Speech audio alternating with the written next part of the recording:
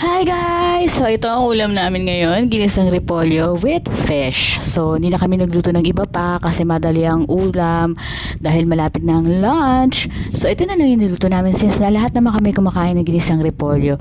So hindi ko na napakita sa inyo dahil may batang makulit dyan. Ayan, nangungulit na naman siya kasi nakita niya nag-video ko. Nangungulit na naman si 30. And then ito yung ulam namin, hindi ko na napakita sa inyo kung paano namin niluto.